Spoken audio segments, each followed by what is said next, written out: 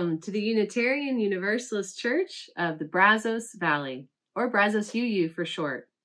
My name is Molly Hagan Ward, and I am serving as your worship assistant today. I come to this church because it helps me connect to the sacred and brings me so much inspiration and encourages me to improve myself each day. We are a welcoming congregation, which means we celebrate and welcome all people of diverse sexual orientations and gender identities. We also strive to welcome people across diversities of race, age, ability, immigration status, and belief. So, whoever you are, wherever you've come from, and wherever you are on life's journey, you're welcome here. We encourage everyone to visit our website, brazos-uu.org, during this time of pandemic and in the midst of our planned building project. The website and our weekly services are our church home. If you might like to contribute your musical talents, you'd like to see new things happening in worship, if you have a great story to share about life's journey, or if you have a passion for social justice, we'd love to hear from you. If you're interested in getting involved, you can find opportunities on our website. To learn more about our community and what's happening, you can join our email list and our monthly newsletter. And you can also find us on social media by searching UUCBV. Our service today is about the proposed 8th principle of the UUA, which would explicitly affirm our support for anti-racist work in support of multicultural community.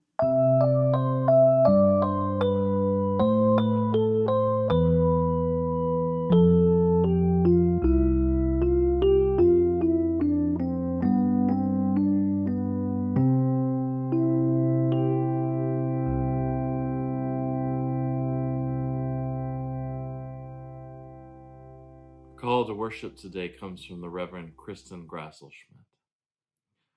Spirit of life, you know us each by name, yet you are beyond all naming. You are always changing, always becoming, out on the cusp between what is and what could be. Spirit of becoming, in this hour we spend together, singing, laughing, crying, longing. Remind us of how far we've come and how far love and justice are calling us to go. Come, let us worship together.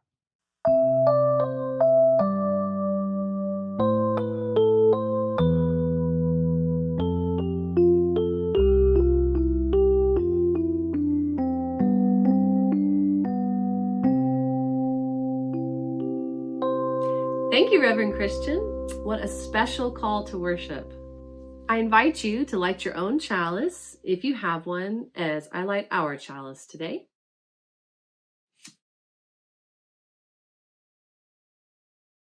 Please say our chalice lighting words with me. We light the chalice, the symbol of our Unitarian Universalist faith, as a beacon of hope for all who seek justice, dignity, and compassion, and in celebration of the life of truth and meaning that we share together.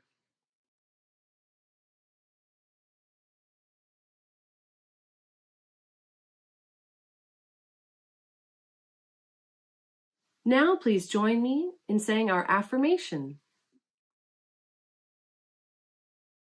Love is the spirit of this church, and service is its gift. This is our great covenant, to dwell together in peace, to seek the truth in love, and to help one another.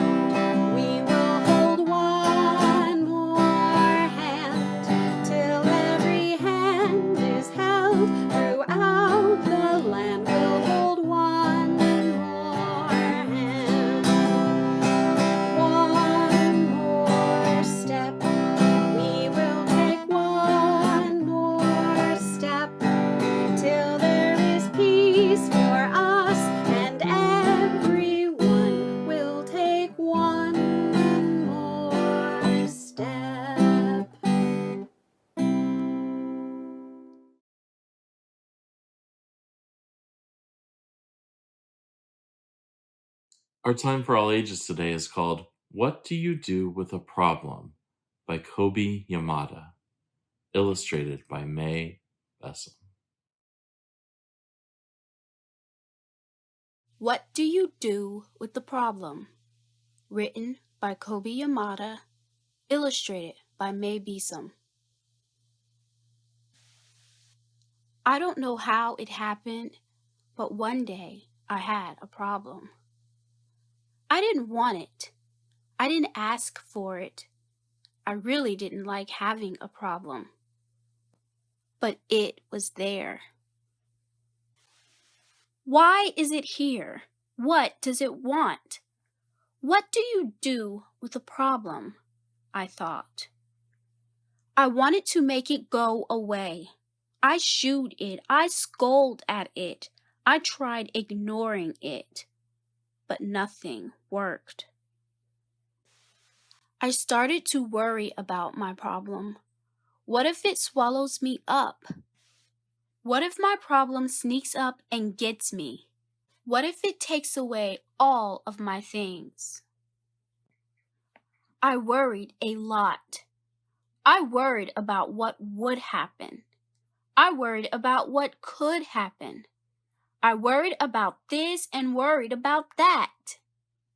And the more I worried, the bigger my problem became. I wished it would just disappear. I tried everything I could to hide from it. I even found ways to disguise myself. But it still found me. And the more I avoided my problem, the more I saw it everywhere. I thought about it all the time. I didn't feel good at all. I couldn't take it anymore. This has to stop, I declared. Maybe I was making my problem bigger and scarier than it actually was. After all, my problem hadn't really swallowed me up or attacked me. I realized that I had to face it. So even though I didn't want to, even though I was really afraid, I got ready and I tackled my problem. When I got face to face with it, I discovered something. My problem wasn't what I thought it was. I discovered it had something beautiful inside. My problem held an opportunity. It was an opportunity for me to learn and to grow, to be brave, to do something.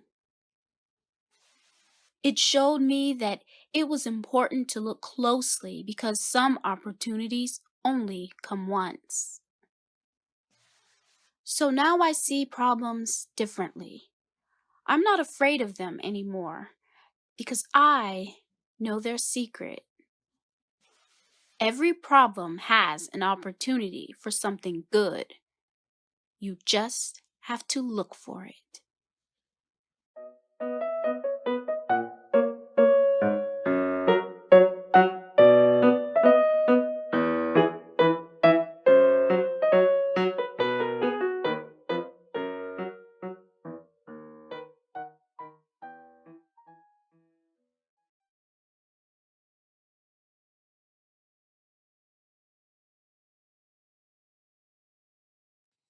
Take a moment to prepare yourself for our time of prayer and quiet meditation. We begin with this prayer, also by Reverend Kristen Grassel Schmidt. Spirit of life, oneness in all and in whom all are one, on this beautiful morning, we give thanks for all of the ways the glory of life lifts our hearts, rouses our minds, awakens our spirits, and moves in, with, and among us. For earlier sunrises and later sunsets, for tiny red buds on tree branches, for green shoots popping through cold earth, and for all that testifies to the beginning of spring, we give thanks. When struggle, pain, and the reality of the world's evils weigh heavily on our hearts, let us give thanks for the faith tradition we share, which reminds us again and again that love is stronger than hate.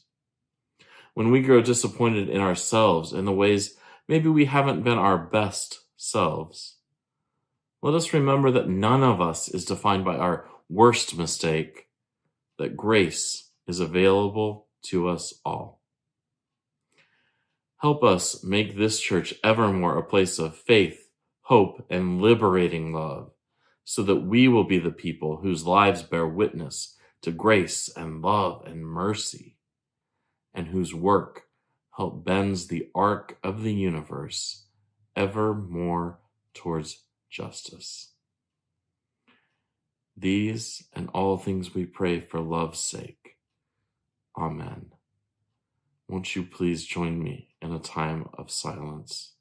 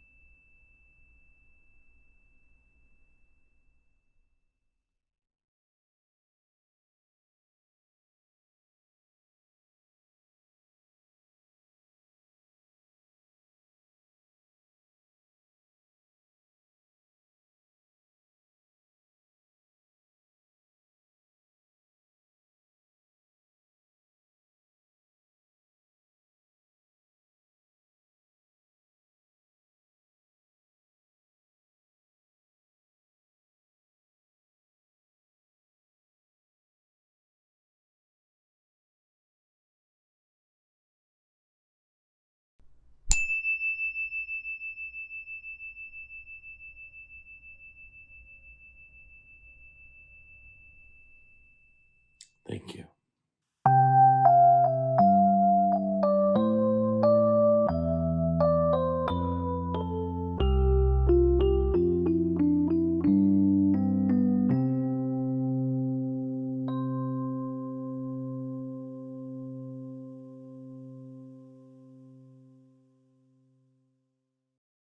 Each week we take a time in our service to share those joys and sorrows, concerns and milestones most on our hearts and minds, knowing that they can be shared by all of us together. If you have something to share, now is the time to do so. You can write it in the chat box so that all of us may share with you. And know that we hold anything that goes unspoken or unwritten, nevertheless, in all our hearts. It's been a difficult week in many ways, especially for our members, our friends, and those in our communities who are people of color. The ongoing trial of a police officer who killed a black man in Minnesota, the deaths of several people of color at the hands of police, and the ongoing realities of racism and oppression across our country and our world weigh heavily on all our hearts. We stand with all of those who are facing the brunt of this. We think of them, we support them in all the ways we know how. We continue to lift up those who are suffering with the effects of the coronavirus pandemic, with those who have died, with those who are suffering ongoing effects of it, and with all of those who are out working to help all of us deal with it. We're so happy to have vaccines rolling out and the continued presence of them in our communities that gives us hope for the future. We especially lift up this week that Black lives matter, and we strive for justice, equity, and anti-racism in all we do. If you have something to share, there's still plenty of time. Share it in the chat box as you're able. And again, know that all of this and all that's in your life is held by all of us in this community. Amen.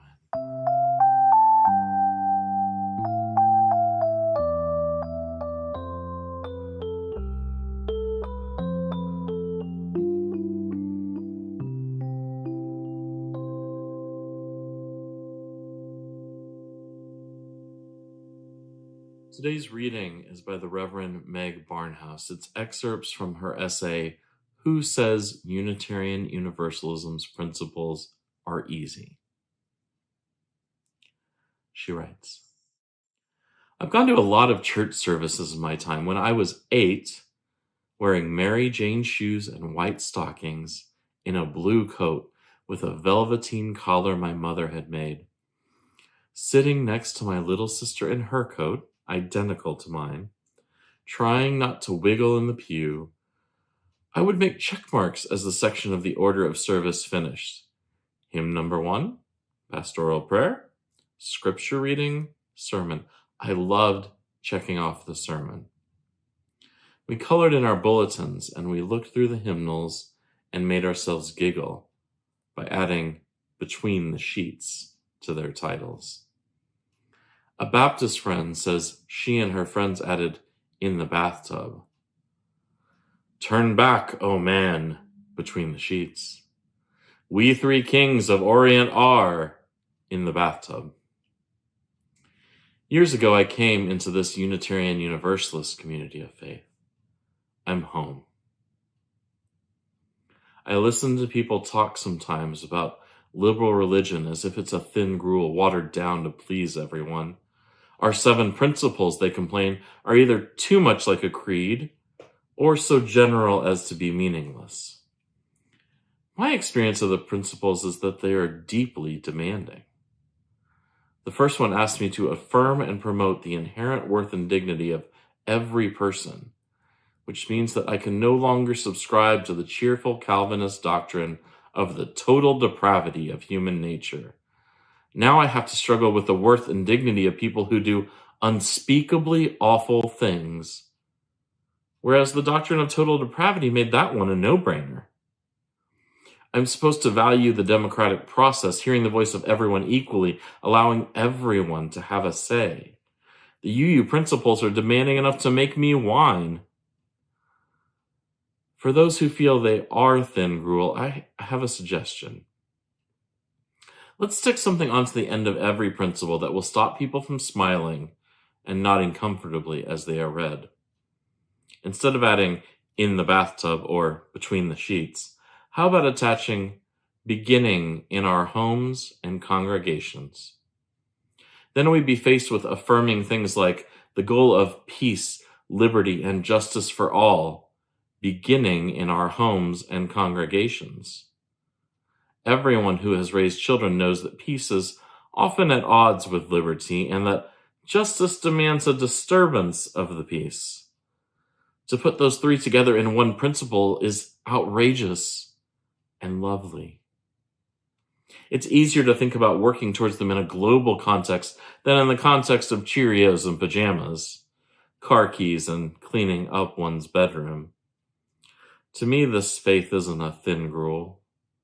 It's not even a rich and hearty gruel. It's walnuts and bananas, pancakes, mangoes, arugula, ginger, avocado. The feast is prepared with effort, enjoyment, persistence, and commitment. Care to join me? And so ends our morning's reading.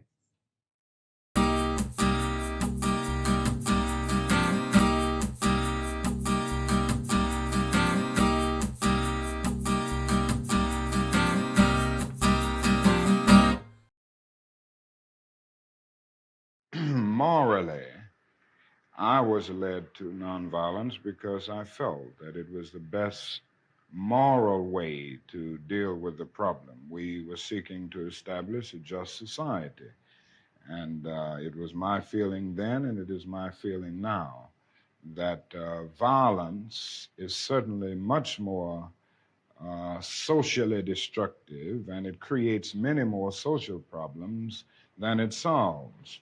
So I was led to nonviolence for deep moral reasons. And I turned to it because I felt that it was the morally excellent way to deal with the problem of racial injustice in our country.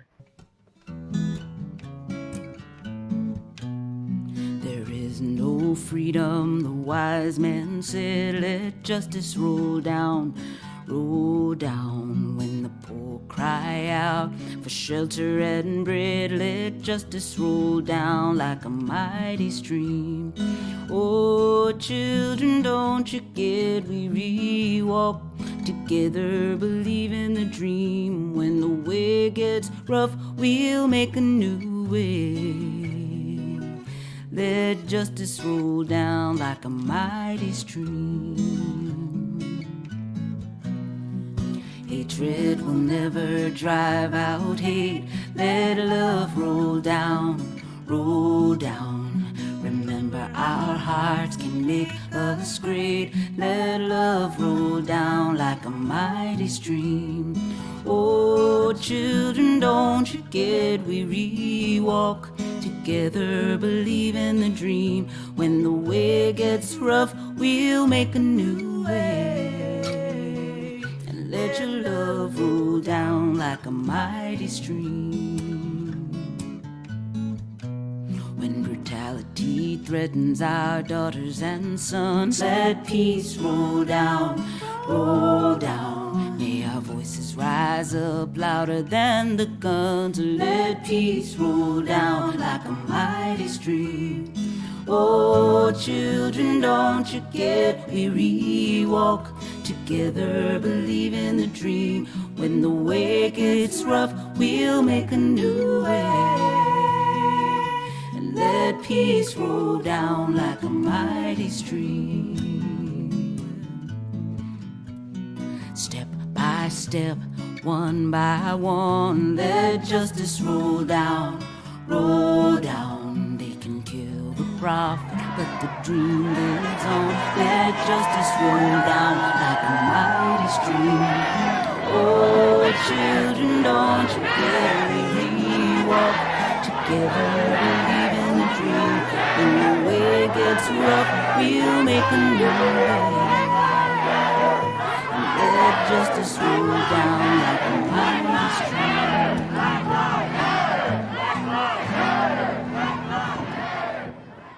I turned to it because I felt that it was the morally excellent way to deal with the problem of racial injustice in our country. One more step, we will take one more step. And then there's one more song, we will sing one more song. I'd like to add to those songs one more principle.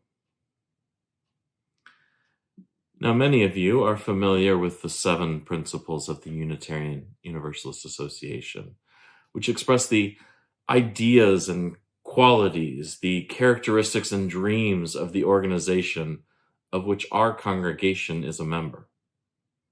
In short, they articulate the core values and aspirations of this association.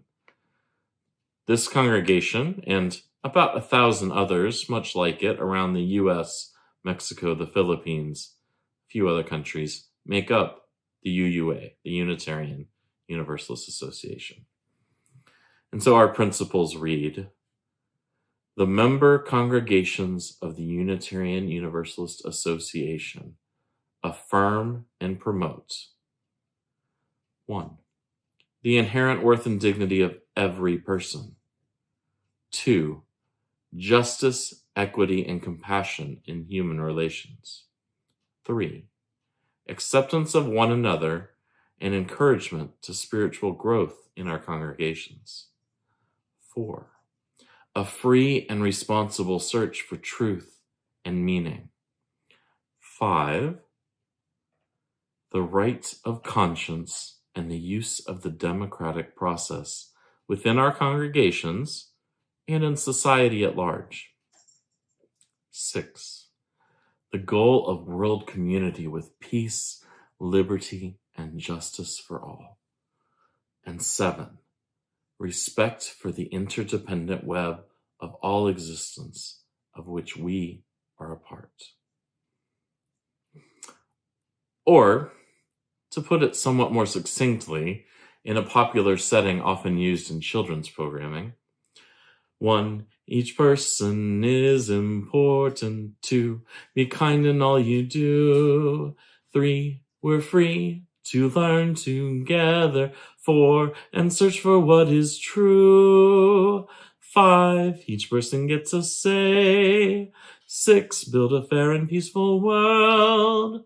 7, we care for Earth's lifeboat, and that will bring us back to me and you. And so what you may not know, even if you know that, is that there's a significant movement among Unitarian Universalists to add an 8th principle. Now, for some of us, this is earth-shattering. We've known the 7 principles the entire time we've been a UU. Perhaps we think they've existed forever. They haven't.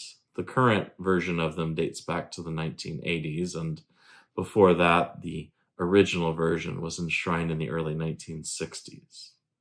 Certainly, they build upon ideas that have long been held by Unitarian Universalists and Unitarians and Universalists before that. But this would mark the biggest change in some 35 years to our principles if we were to add these words. Again, the member congregations of the Unitarian Universalist Association affirm and promote, and 8 would be journeying towards spiritual wholeness by working to build a diverse, multicultural, beloved community by our actions that accountably dismantle racism and other oppressions in ourselves and our institutions. Now, that's something of a mouthful. I want to say it again. What we are working to affirm and promote is journeying towards spiritual wholeness by working to build a diverse, multicultural, beloved community by our actions that accountably dismantle racism and other oppressions in ourselves and our institutions. So this was started by leaders and congregations in and around Washington, D.C., and congregations around the UUA, many of them, dozens, have signed on in support of this.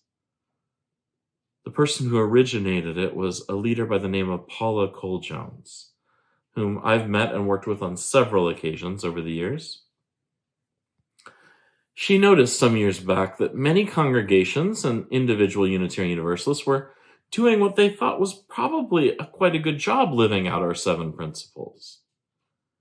But at the same time, they were not really engaging in anti-racist work, nor were they engaging in creating deep multicultural community by and large. And this troubled her for many reasons, her personal beliefs, but also that the UUA, including at the 1997 General Assembly, our annual gathering of congregations, had explicitly endorsed becoming an anti-racist, anti-oppressive, and multicultural organization. So the idea that one could follow the UUA's principles and still not do this seemed at odds to her. And thus the idea of the 8th principle, to formally state in our most core document as an association these commitments. It's one more step on the road to building beloved community, to making a fair and just world for all people. It's not the first marker in this journey by any means, nor, I imagine, will it be the last. Because our faith is ever learning and finding new things. We call it continuous revelation, to use some fancy theological words. It's the idea that we're never done learning and improving because there's always new wisdom, new ideas, new things being revealed in the universe and to us. Because we use and value the wisdom of the past, certainly from many sources, both religious and secular, but they do not complete our knowledge. They do not give us final guidance on every issue. The good thing is that we are always learning more, including from our own mistakes in the past. The bad news is that we have to learn from those mistakes. We have to face them, to find what wisdom we can from them, and try to do better next time. A friend of mine likes to quote something he saw once. It just says, "Make new mistakes." And I love this. That is, don't spend your time making the same old mistakes. Learn from them, and then go and make new mistakes. It's boring and frustrating to make the same mistakes over and over. So let's at least do something where we go make new ones. Now, some might ask this eighth principle, why the UUA? Why is it the place for this eighth principle rather than an individual congregation or an individual person or this whole country? Seems like all of those could be good places for this work. And part of the answer is that those are all good places for us to apply an anti-racist lens, to learn how we can do better. But there are good reasons to put it in our association too. Because we're a pretty good group. We're working to make the world a better place. But we're also a religion, a tradition that was founded as an all-white community. We're one that has a checkered history of supporting people of color in our movement over the many years. And at times in our past, we have benefited tremendously from the oppression of others. Many of our oldest congregations were founded, for instance, by people who made money from the slave trade. Not necessarily slaveholders, though there were some of those, to be sure, but also things like shipping magnates who transported slaves, or cotton merchants who benefited directly from the labor of enslaved people. Though none of us today participated in these things, we still benefit from it, and we are responsible for making a just and equitable world for all people. There's no better place to start than in our own communities. So what, you might ask yourself, should we, can we, must we do about this? One thing is to look at our own congregation where there are several opportunities to engage this work. You could work with our Ministry for Social Justice and the Earth, and especially with our Confronting Our Racism group and the work it is doing, which is so important. You can engage with, soon, in coming weeks, our proposed new mission and vision documents that clearly articulate our support of some of the ideas expressed in the eighth principle. The draft will be presented to the congregation, again in the next few weeks, for feedback and then for approval at our annual meeting. Another thing we could do as a congregation is decide to formally engage study of the proposed eighth principle and potentially endorse it as a congregation. There are other things we could do. We could support these ideas in larger spheres. General Assembly is working through potential changes to our principles, looking at the document as a whole, not merely adding an eighth principle, though I hope that will be a part of their work. Our delegates to General Assembly could be instructed or encouraged to support any motions concerning adding the eighth principle that come up in those business meetings. And through things like the Confronting Our Racism group I already mentioned, we are doing this work already by connecting with community partners like the local library, other faith communities, the Brazos Valley African American Museum, and local Black Lives Matter chapter, and others. There's no shortage of ways for us to do this work. The eighth principle matters, and it's something I personally support and would encourage this congregation to consider formally supporting. Because, friends, our call is to make a fair and equitable world, and there's no way we can achieve that without this work. It's not enough to simply not be racist ourselves, we have to be actively anti-racist. The eighth principle is a small step in some senses. It's just words, but important words. It's a symbol, something for us to point to remember, and to affirm that the work we are doing really matters and that it is core to who we are as Unitarian Universalists. May it be so now and forever.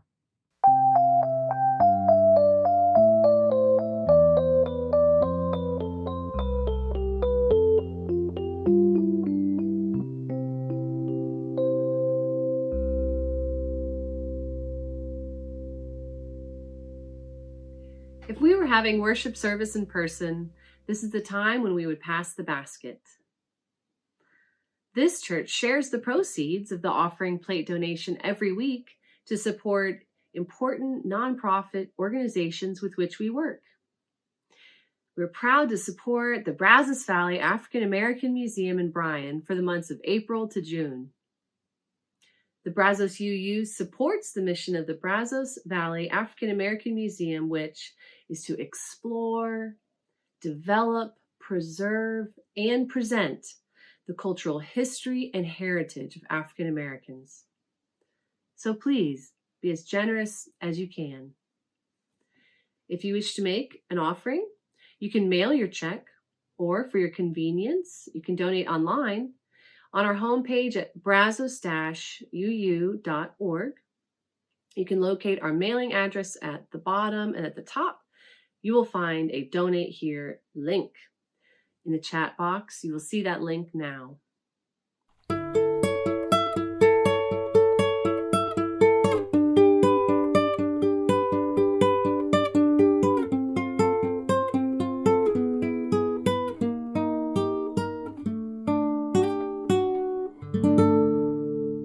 May each of us look into our hearts. How much love, how much generosity, how much faith, how much gratitude, how much hope is there? Let us recognize the necessity of each of our contributions. And we give thanks for these gifts we have given, for those we receive, and for each other.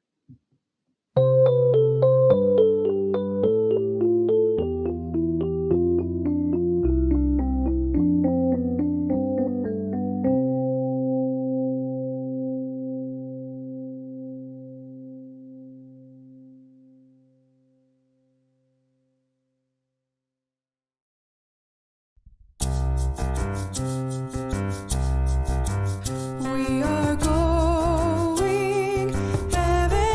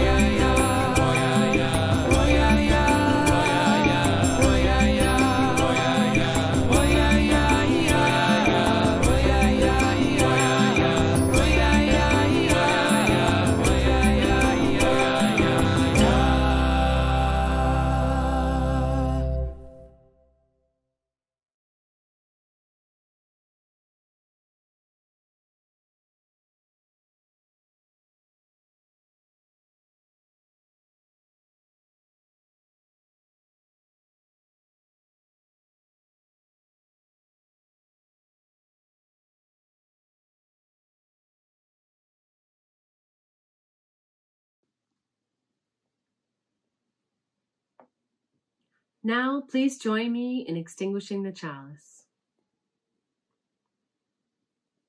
We extinguish this flame, but not the light of truth, the warmth of community, or the fire of commitment.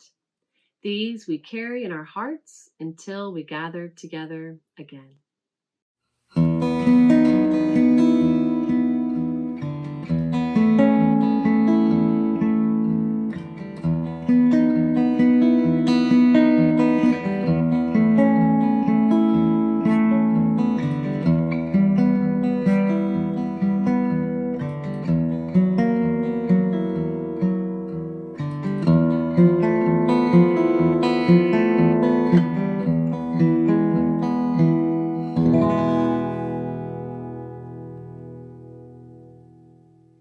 Friends, my benediction today is a simple one.